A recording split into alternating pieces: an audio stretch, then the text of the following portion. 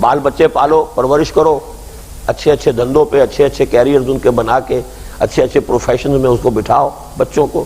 کن چکروں میں پڑے ہوئے؟ نہیں. کیوں؟ ایک یہ کہ آج کی تاریخ تک جتنا میں نے دین کو سمجھا ہے قرآن سے، حدیث سے، سنت سے، سیرت سے، اس کا یہ ہے کہ اس کے لیے کوشش کرنا فرض ہے. ہو نہ ہو اس کی مجھ پر ذمہ داری نہیں. کوشش کرنا فرض ہے. اگر میں کوشش نہیں کرتا تو میں مجرم ہوں. آپ کوشش نہیں کرتے آپ مجرم ہیں. آپ کی نماز روزہ سب اللہ کے ہاں زیرو ہوگا اگر آپ یہاں دین کو قائم کرنے کی جد و جہد نہیں کرتے. ابھی میں چند حضرات سے کہہ رہا تھا، وہ سود وود کی بحث ہو رہی تھی، یہ بینک کی ملازمت حرام ہے کہ حلال ہے، یہ فلاں. میں نے ایک بات سمجھائی، آپ بھی سمجھ لیجئے اسی درجے میں. حرام حلال کے مختلف معیارات اور مختلف لیولز ہیں. ایک لیول یہ ہے کہ کوئی شخص سور کھا رہا ہے یا شراب پی رہا ہے. ہر شخص کو پتا ہے یہ حرام چیز کھا رہا ہے یا حرام چیز پی رہا ہے. ایک یہ ہے کہ کھا تو رہا ہے وہ بکری کا گوشت، خریدا ہے کسی کی جیب کاٹ کے، تو حلال کھا رہا ہے کہ حرام کھا رہا ہے؟ بتائیں نا. حرام ہے، بکری کا گوشت ہے، لیکن اس نے خریدا ہے اس پیسے سے جو کسی کی جیب کاٹی. اچھا اس نے خود تو جیب نہیں کاٹی، ڈاکوؤں کے ایک گروہ میں وہ ایک ڈرائیور کی حیثیت سے ملازم ہے. وہ جو کھا رہا ہے حلال کھا رہا ہے کہ حرام کھا رہا ہے؟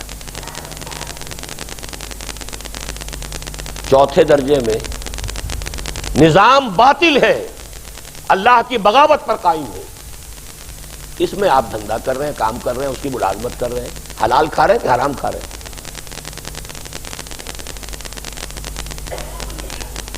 یہ ہے چوتھی بات. باطل کے غلبے میں سانس لینا بھی حرام ہے جب تک کہ انسان اس کو بدلنے کے لیے سرتوڑ کوشش نہ کرتا.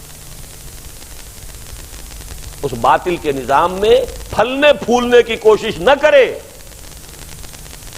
ناگزیر تقاضے زندگی کے جو ہیں ان کو صرف پورا کرے اور ان کا بھی کفارہ ادا کرے. جو حرام میرے اندر گیا ہے، کفارہ یہ ہے کہ جو توانائی مجھے ملی ہے اس سے وہ میں اللہ تیرے دین کے لیے خرچ کر رہا ہوں.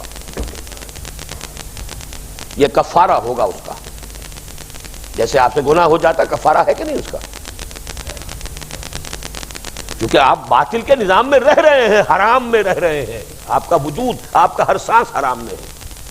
اس کا کفارہ یہ ہے کہ جو توانائی، جو قوت ہے لگاؤ اس کام کے لیے کہ یہ نظام بدلے.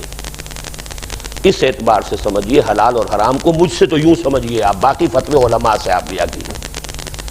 میرا حلال حرام جو ہے وہ مختلف ہے.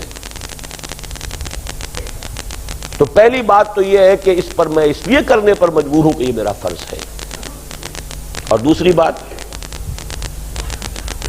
بات یہ ہے، خبر دی ہے محمد الرسول اللہ صلی اللہ علیہ وسلم نے کہ ایک مرتبہ پھر وہ نظام قائم ہوگا. یہ میری امید ہے.